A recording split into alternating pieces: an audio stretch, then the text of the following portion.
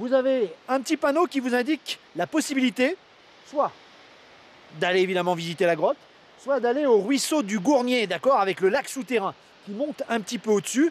C'est là qu'on va aller en premier, si vous avez un petit peu de temps évidemment. Vous pouvez le faire également sur le retour. C'est une belle idée balade. Vous pouvez faire même une boucle et revenir par la cascade de Tuf. Tout est possible. En tout cas, il y a bien de belles choses à faire sur ce tracé jusqu'à la grotte de Choranche.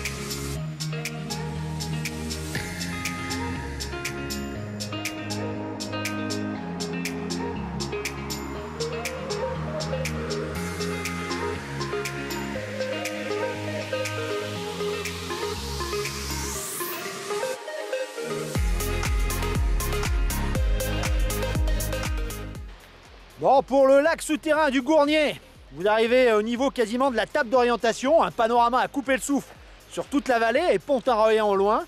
C'est le petit chemin qui part quand vous êtes face à la table, qui part sur la gauche là. C'est parti, on va aller visiter ça.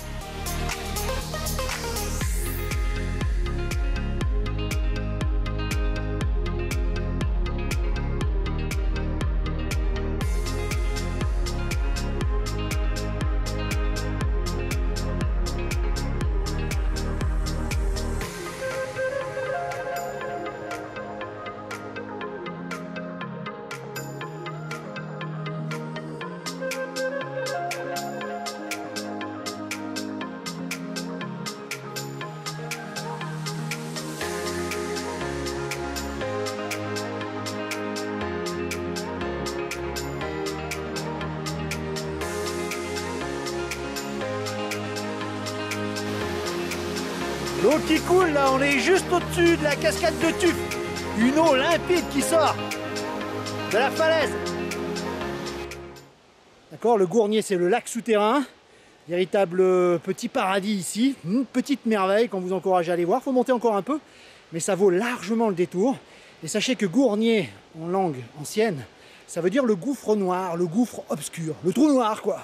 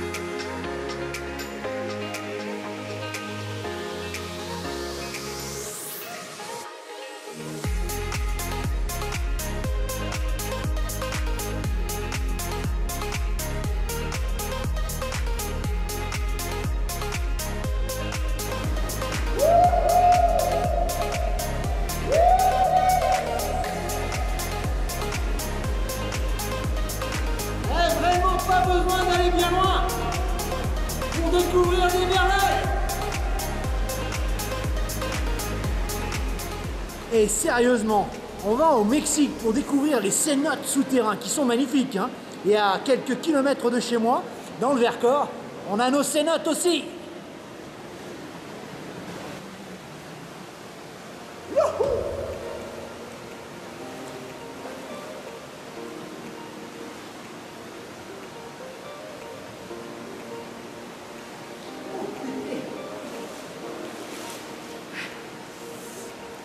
Bon, un cénote mexicain, il faut quand même pas déconner, on s'y baignait au Mexique, hein. Là, elle est super fraîche, elle vous prend au pied. Ouïe, ouïe, ouïe. Et quand c'est la torpeur dehors, en plein été, il fait super frais et ça rafraîchit quand même pas mal.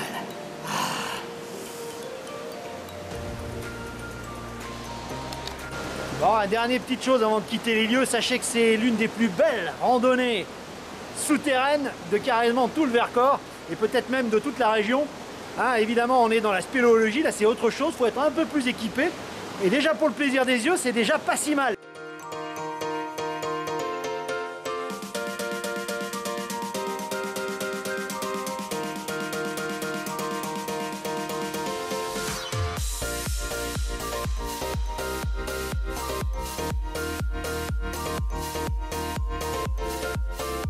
Alors, dernière idée balade avant de quitter les lieux, hein, vous faites dans l'ordre d'abord la cascade de Tuf, vous passez sous le tunnel, vous remontez jusqu'au point de vue et au panorama avec la table d'orientation. On prend le petit chemin qui ramène sur le pont et sur le Gournier qui est derrière moi. Et puis en redescendant, et là c'est pas pour les mauviettes, c'est pas non plus pour les enfants, c'est pour les randonneurs expérimentés. Un petit coin de paradis, une randonnée extraordinaire qu'on vous propose maintenant juste avant de partir.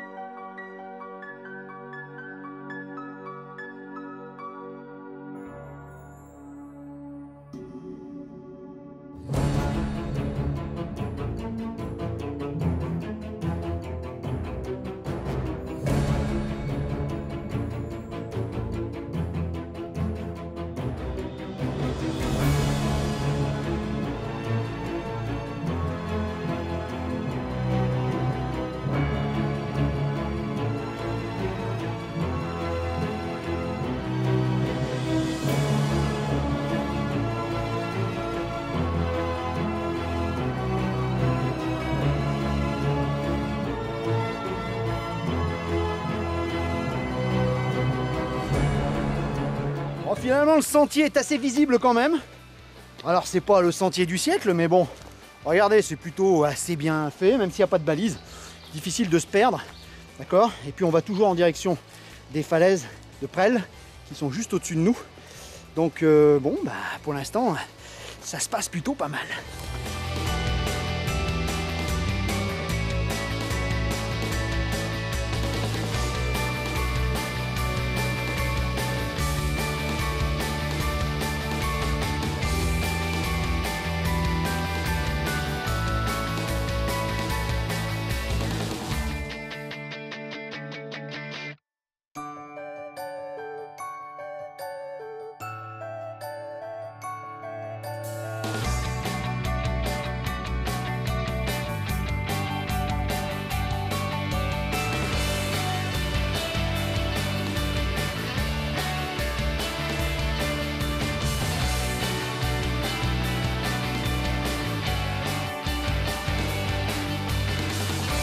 Bon, ouvrez l'œil. Il y a de la pierre qui tombe un petit peu, ça brasse un peu. On a vu quelques poils de ci, de là. Bouquetins, chèvres des montagnes, enfin, je sais pas, en tout cas, il y a de la bestiole. N'oubliez pas qu'on est dans un parc naturel et qu'évidemment, vous êtes entouré de pas mal de bêtes. Et ceux qui seront un petit peu silencieux et qui auront la chance de voir ça, c'est tout simplement sublime. On approche. Presles est juste au-dessus. La grotte ne devrait plus être très loin.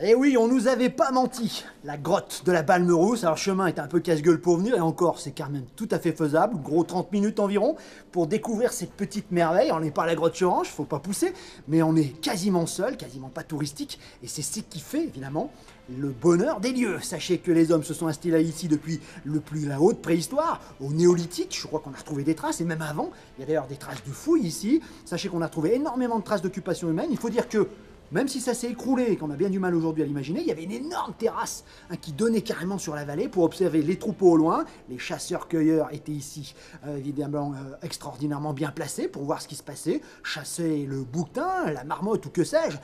Il faut dire que les hommes ont vécu ici et c'est assez émouvant d'aller visiter cette grotte de la Balle. Allez, c'est parti pour la visite.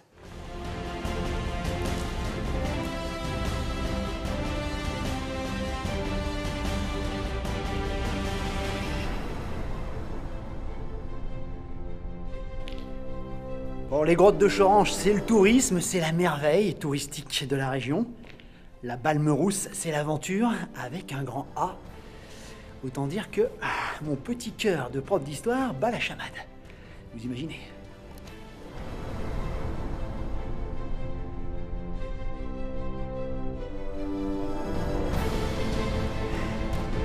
Une rivière coulait autrefois ici.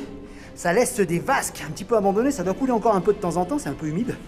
Et c'est vrai que ça a créé tout un système de vasques. Il y a une échelle qui date de la préhistoire, sans doute, qui est ici. Mais en plein été, comme aujourd'hui, quand il fait chaud, c'est tout simplement rafraîchissant.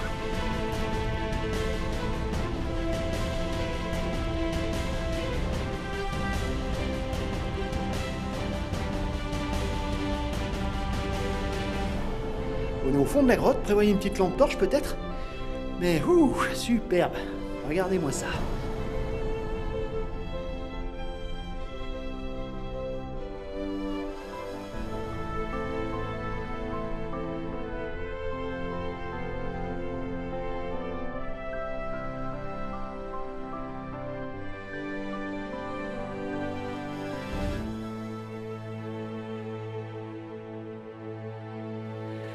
Bon, il paraît qu'on a tous 2 à 3% en nous d'ADN de l'homme de Néandertal.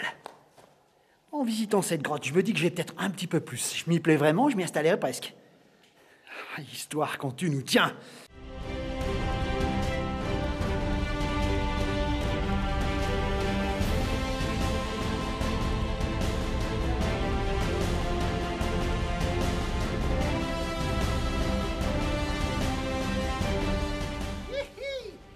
Allez, pour le retour, petite corde, petit sentier qui longe et on va rejoindre le sentier qui mène aux falaises de Presles, juste au-dessus. Go! Bon, quand je parlais d'un instant un peu casse-gueule, c'est juste quand vous redescendez de l'autre côté, vous longez la grotte et vous descendez. Là, il y a une corde et ça descend assez raide. Bon, ceux qui ont l'habitude de crapahuter, ça posera aucun souci. Mon pote Jimmy, 73 ans, vient de le faire. Bon, un petit peu transpiré, mais ça se fait plutôt pas trop mal. C'est le petit côté aventureux, un peu casse-gueule de la rando, mais ça nous permet quand même de ne pas refaire tout le chemin inverse et de redescendre par où on est monté. Ça nous permet de rejoindre directement le sentier qui mène aux falaises de Presles qui sont juste au-dessus de votre tête.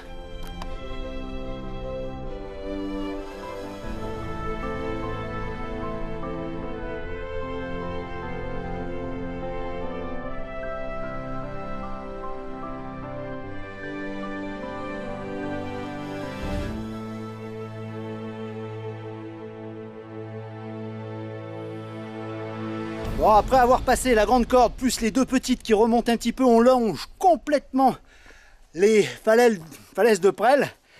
C'est un chemin de bouquetin, hein, mais bon, ça va, c'est faisable. Il y a une petite émotion, on a un petit peu le trouillomètre à zéro, on sait pas trop où on va, mais bon, on va essayer de retrouver ce chemin qui redescend. Mais en tout cas, c'est assez, allez, aventureux, ce petit sentier de bouquetin dans la montagne.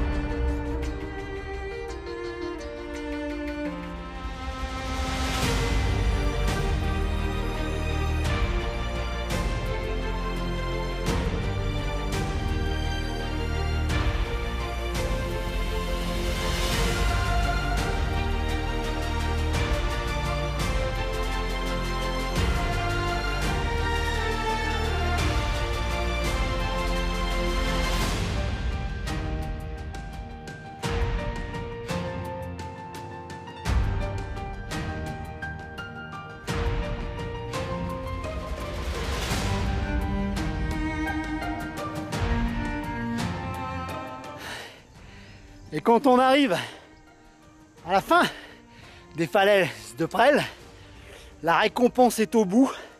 En face, l'entrée des Grottes de Choranche, un paysage magnifique sur le cirque en face de vous. Les mots manquent devant un tel spectacle. C'est tout simplement fabuleux.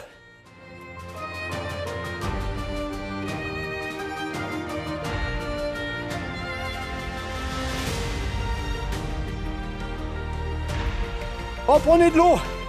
Ce que je vous disais un petit peu plus tôt dans la randonnée, les falaises réverbèrent la chaleur du soleil. Mais il fait une chaleur là sur le sentier. Limite Sahara. D'ailleurs, il y a des espèces de pins ou je sais pas ce que c'est qui pousse ici. Il y a un microclimat, c'est sûr.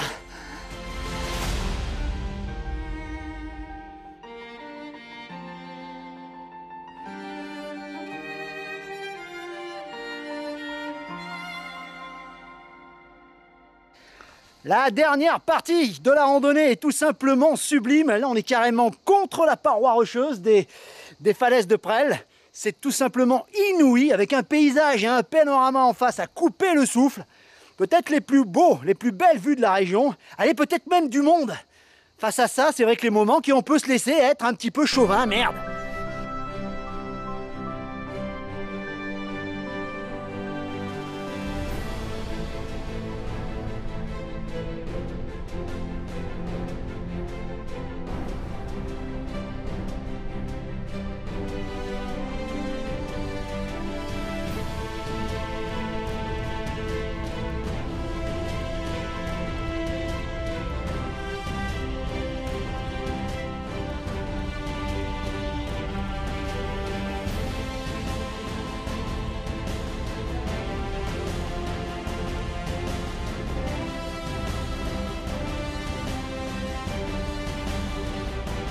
Crotte de chèvre ou crotte de bouquetin, je sais pas, en tout cas ça peut casser.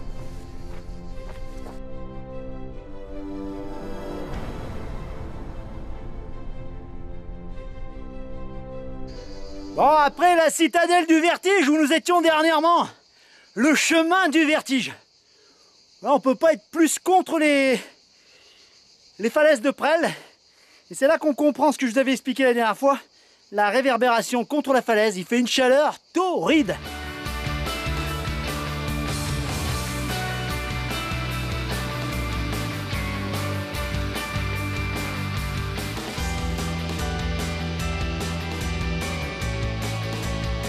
Bon, arrivé au bout du bout, le chemin est nettement plus agréable.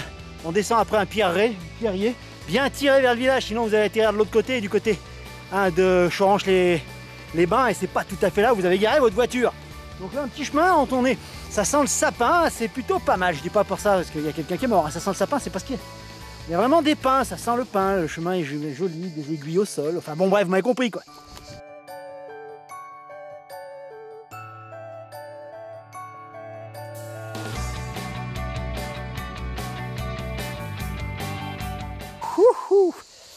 Bon bah voilà, nous voilà revenus comme on avait dit. On revient quasiment au niveau du petit hameau, à quoi juste au début du sentier de randonnée. Le village est à 2 pas, on est quelque part sur la gauche, c'est le pont de Singe qu'on a traversé tout à l'heure. Donc retour, on fait carrément une boucle et c'est beaucoup plus intéressant. Donc voilà, on a rejoint, je vous ai dit, c'est le chemin des falaises de Presles qu'on prend d'habitude. Sinon, sur la gauche, bah, vous rejoignez notre ami le pont de Singe. Sur la droite, le petit hameau et puis en dessous le village de Choranche. Voilà, terminado, une bien belle randonnée. Chaud mais bon.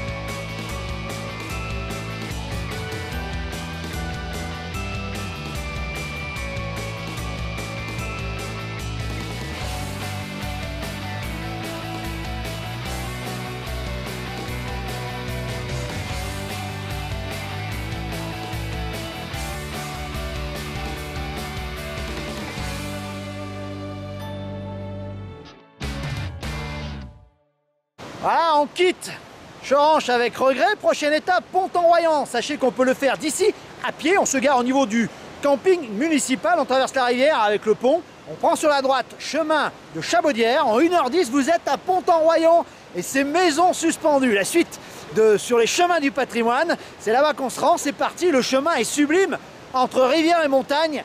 Excellent!